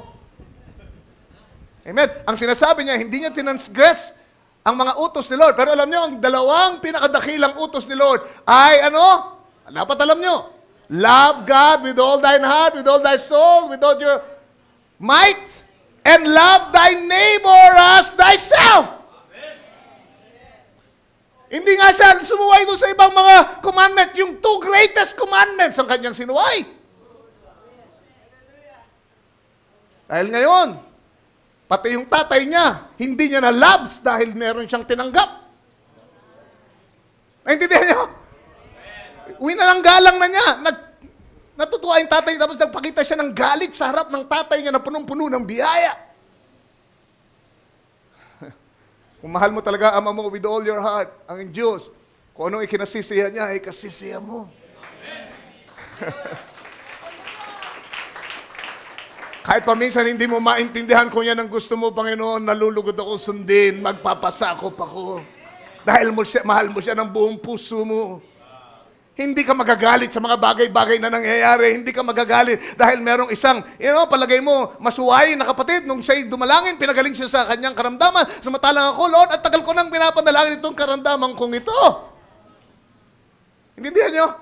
Sabi ni Barbara na merong mga prostitute pagdating doon sa linya, sa prayer life, mas madali pang gumagaling. Ano kayang attitude ng mga believer talaga sa congregation ni Barbara na matagal nang nananalangin sa kanilang sakit pero hindi sila gumagaling-galing? Dapat ang maging attitude natin, salamat Lord, na kahit ganun siya, ay pinagaling mo siya, ginawan mo siya ng kabutihan, ginawan mo siya ng himala. Lord, darating din yung sa akin, maghihintay ako kung kailan, Lord. Pero salamat dahil merong isang makasalanan na pinagaling mo, Lord. That's the attitude.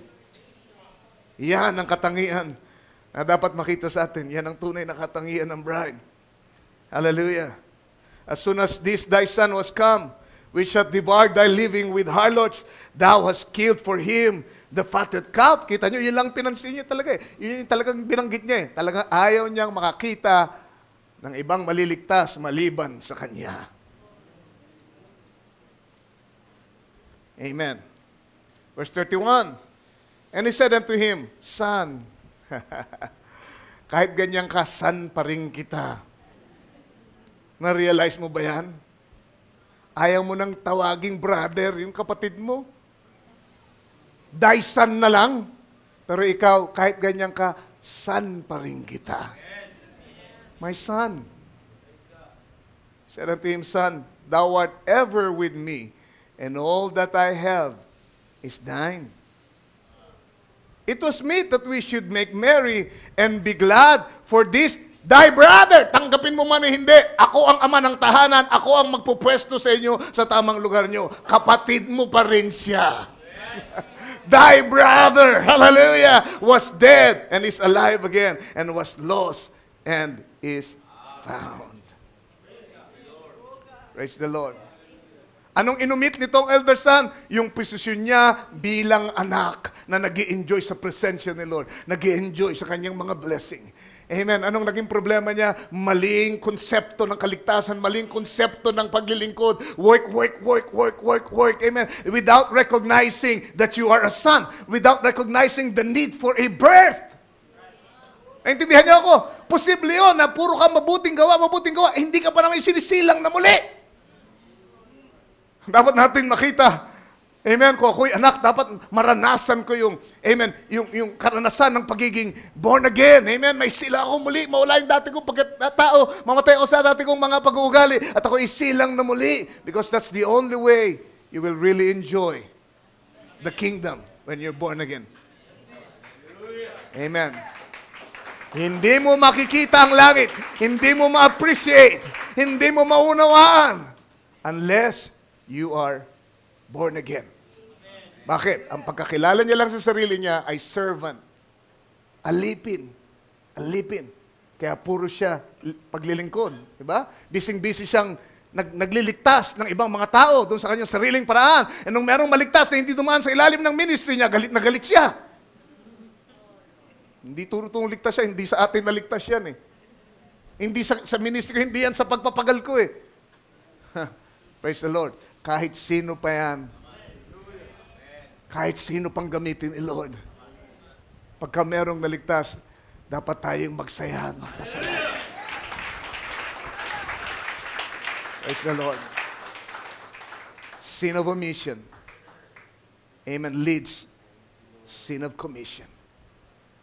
Hindi sana siya nagkasala ng ganito kung hindi dumating itong pagkakataong ito. Amen. Lumabas yung kanyang kasamaan ng ugali nung i-extend ni Lord ang biyaya sa iba. God of mercy. We should never be like that. God of mercy. Amen. Tayong lahat ay magsitayo. Thank you, Jesus. Hallelujah. Thank you, Father. Oh, God. Amen. Amen.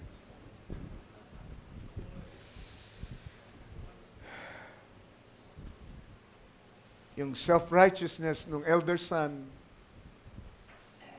at yung inability niya na makita yung sarili niyang pagkukulang ang humadlang sa kanya para magdiwang sa mga bagay-bagay na nagaganap sa kanyang paligid. Magdiwang sa mga gawa ng Ama.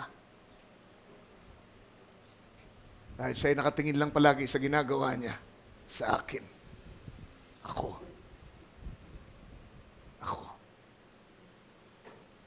God of mercy. Ngayon, tayo magsuri ng ating sarili. Huwag natin suriin yung kapatid natin.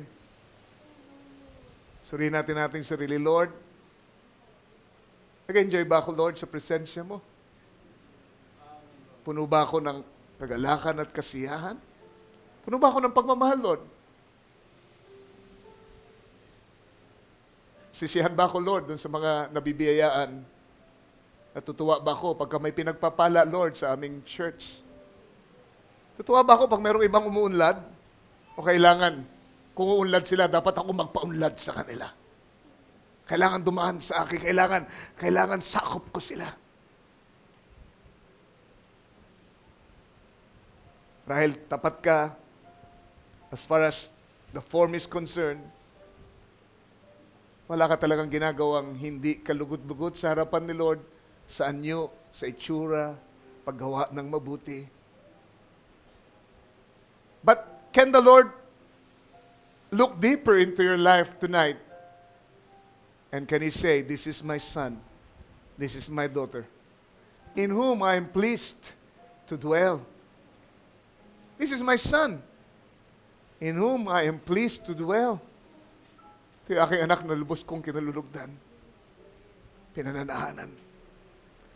Ito yung anak ko na talagang kaisang-kaisa ko sa pag-iisip, kaisang-kaisa ko sa damdamin, kaisang-kaisa ko sa kalooban. Talaga bang siya ang nananahan sa inyo, kaya nagagawa nyo yung mga ginagawa nyo? Or is it something, amen, na ginagawa nyong sa pilitan dahil gusto nyong ipakita sa Ama, masipag kayo at lahat?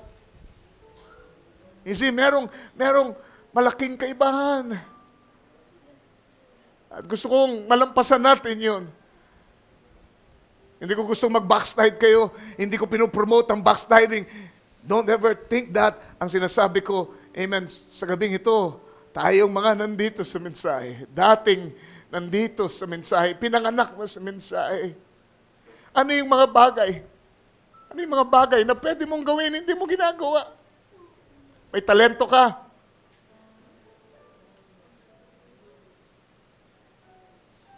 May pagkakataon kang ipaglingkod. May nakita kang pangangailangan.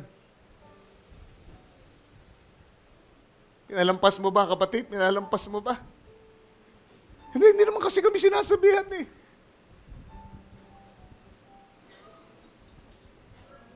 If you're really a son, if you're connected to the Father, o ikaw ay nagmamalasakit, at ang kaligayahan mo ay ang kaligayahan ng Ama, alam mo, meron kang may paglilingkod.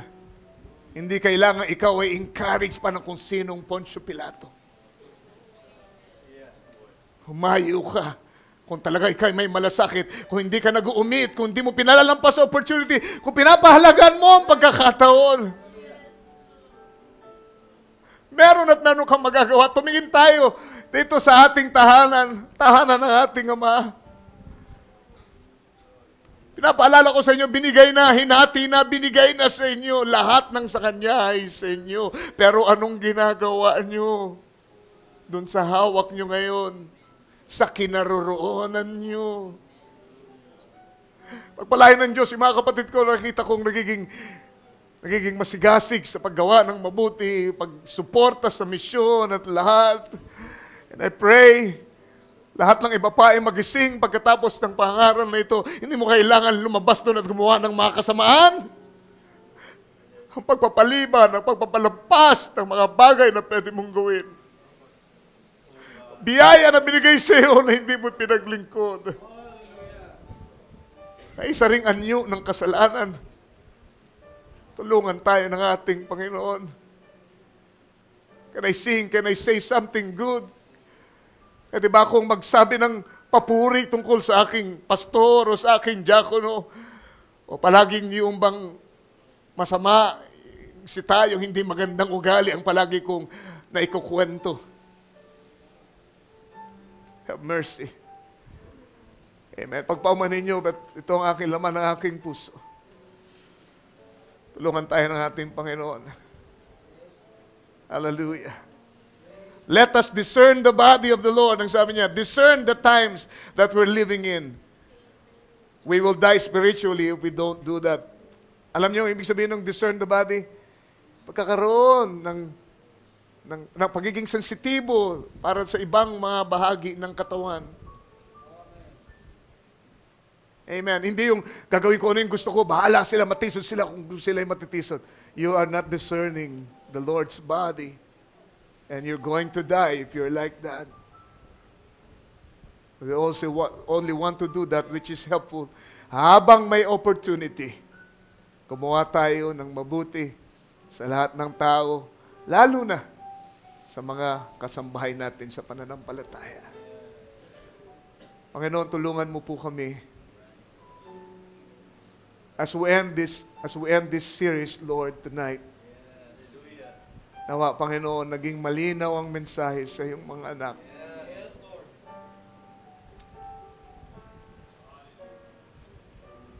Tulungan mo po ang iyong mga anak ngayon sa aming pagtingin, Panginoon, sa iyong salamin. Nagpapasuri kami ng gusto at kung meron kaming makitang kahawig ng aming sitwasyon,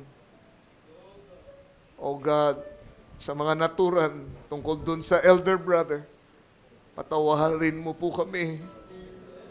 Tawarin mo kami sa pag-uumit, Lord, sa hindi pagpapahalaga, sa kung anong meron kami, kung anong binigay mo sa amin. Hindi kami, Lord, gagawa para i-reward kami, ay gumagawa dahil anak mo kami at ang lahat ay sa amin na, Panginoon, ang lahat ay sa amin na. Hindi na kami gagawa para gantimpalaan, para mabigyan. Binigay mo na ang lahat. Binigay mo na ang lahat. Sa amin na ang eternal life, sa amin na ang langit, sa amin na ang new heaven and new earth, sa amin na ang kasakdalan, sa amin na ang bagong katawan na naghihintay sila, sa amin ang lahat ay sa amin ang kapangyarihan. Ang gagawin lang namin, Panginoon, gamitin ang lahat ng ito. Habang nandito kami sa ibabaw ng lupa. Hindi kami maghihintay na kami ay mailipat doon sa new heaven and new earth. Hindi kami maghihintay na mailipat kami sa aming bagong katawan habang nandito kami. Sa kinaroroonan namin, nais namin enjoyin bawat sandali nito, Lord. Nais namin makaranas na mapuspos ng Espiritu dahil nandito ngayon ang Espiritu mo. Nais namin mahubog ng gusto, mapuno ng pagpapatawad ang aming puso dahil punong-puno ng pagpapatawad ang kaharian mo. Gusto namin maging mahabagin dahil punong-puno ka ng kahabagan. Gusto namin mapuno ng karunungan dahil punong-puno ka ng karunungan. Gusto namin ng kabanalan dahil punong-puno ng kabanalan ng iyong kaharian. Gusto namin ng kapangyarihan dahil narito ang kapangyarihan mo available sa lahat. Wala kaming gagawin para mapasa amin. Binigay mo na by your grace. Lahat ng yan. Ngayon, sa dami ng meron kami, Hindi maaaring sabihin namin, Lord, wala kaming magawa, wala kaming maitulong, wala kaming maipaglingkod. Napakarami ng aming hawak-hawak sa aming kamay. Let us realize that, Lord. Mananalangin kami ngayong gabi, Panginoon. Hindi lang para sa aming sarili, kundi dahil na-realize namin, ang panalangin namin ay dinirinig mo. Kaya mananalangin kami para sa mga mahal namin sa buhay, sa mga kapatid namin na nangangailangan. Lord, ang dami mo nang binigay sa amin. Panahon na para tumingin kami sa iba kung anong dapat ipanalangin para sa kanila. Dami ng biyayang binigay mo sa akin. Pakarami na, Panginoon, hindi ko na pwedeng bilangin. Ngayong panahon na para ako'y manalangin para sa iba. Tingnan ko anong kailangan ng iba. Tulungan mo po kami ngayong gabi. As we pray, tayong lahat ay manalangin. Tayo pumasok sa panalangin, nasa ganyang espiritu ngayong gabi. Tulungan tayo ng Panginoon.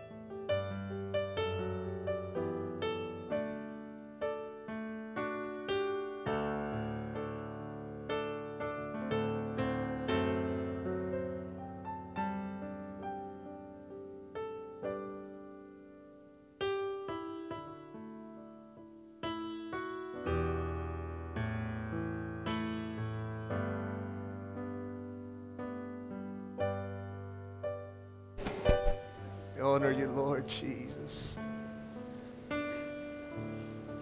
Amen. Kailan pa ibibigay ang buhay mo at lakas? Kung hindi ngayon, kailan pa? Yes, Lord. Thank you for your mercy. Thank you, Lord. Everything that we have, Lord, for it to you. Yes. Thank you.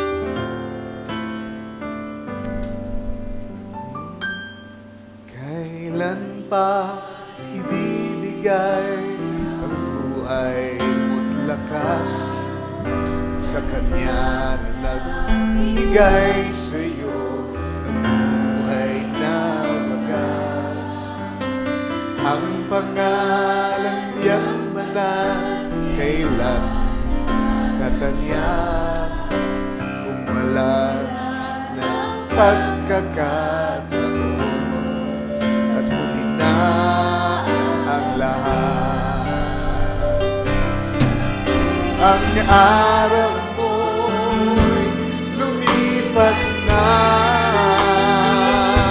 makuha mo ba kaya siya ay pagpuran? Kailan pa kaya maglilingkod sa Diyos? Hindi ngayon, kailan pa? Kailan pa ibibigay buhay lakas? Dahil natin tumayo, Kanya na nagbigay sa iyo buhay na wagas. Ang pangalan niyang banal kailan itatanyag ng pagkakataon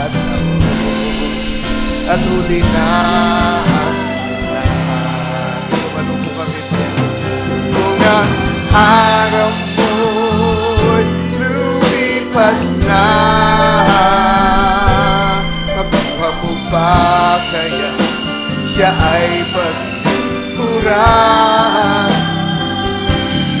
Kailan kaya maglilingkod sa Diyos?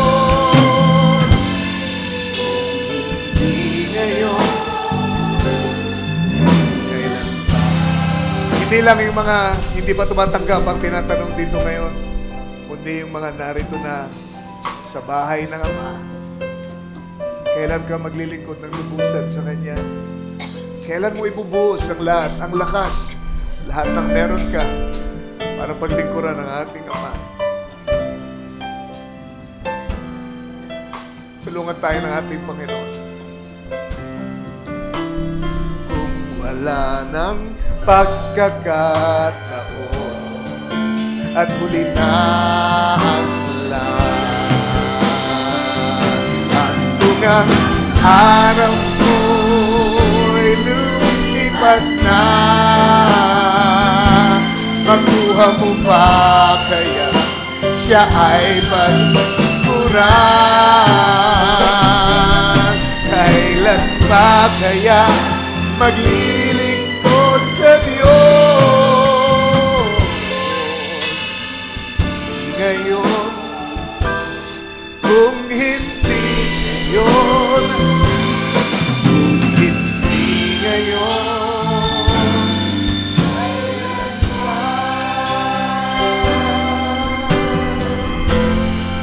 love you, Father. Thank you, Father. We honor you. Thank you, Father. Love you, Jesus. Thank you, Father. Hallelujah! Hallelujah! Salamat sa pagkakataon na binibigay mo sa amin para maglingkod. Salamat sa panahon na katulad nito para kami magpuri ng buong puso namin. Hallelujah! In-enjoy namin ang bawat sandali na kapiling ka namin, Ama. Piling namin ang aming mga kapatid. Pagkakataon na makapagpuri kami, makaawit kami para sa iyo. Oh, hallelujah.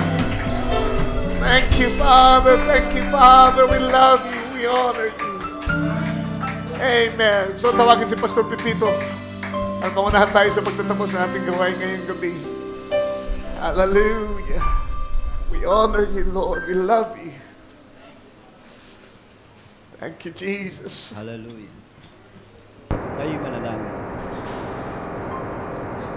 Salamat po, Panginoon, sa gabing ito, sa napakayamang biyaya na pinagkalubos sa amin.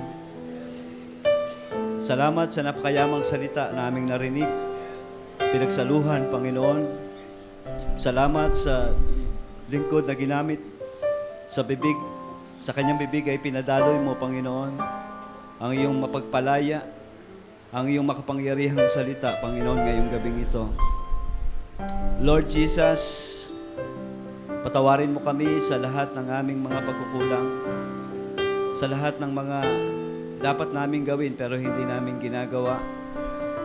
Patawarin mo kami kung kami man ay hindi naging matapang sa paggawa ng mga bagay na dapat naming gawin na may kinalaman sa iyong mga utos. Patawarin mo kami dahil meron kaming mga maling konsepto sa paglilingkod.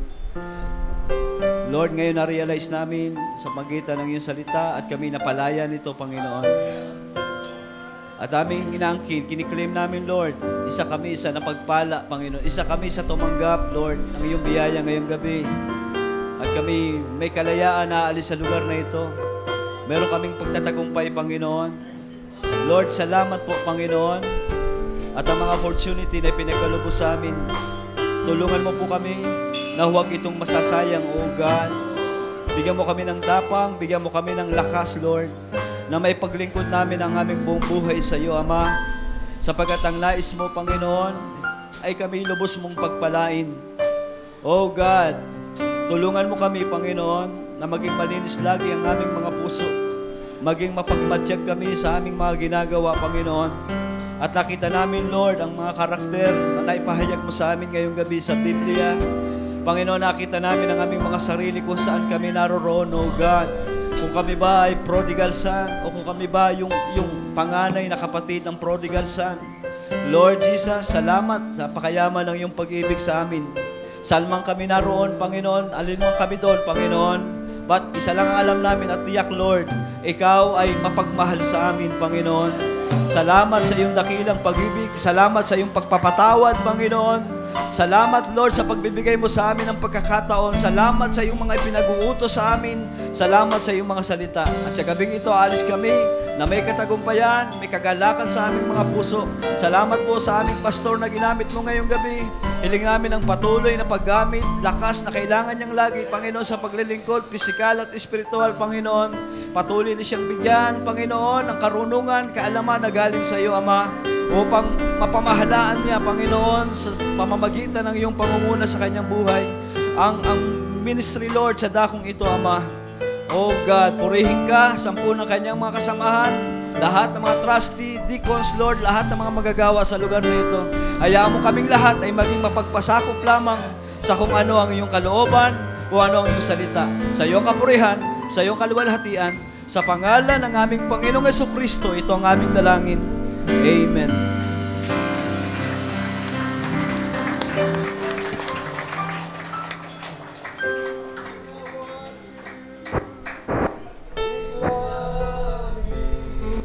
Shake hands with one another. Glad I feel His love for me. Jesus paid the price of redemption on the cross of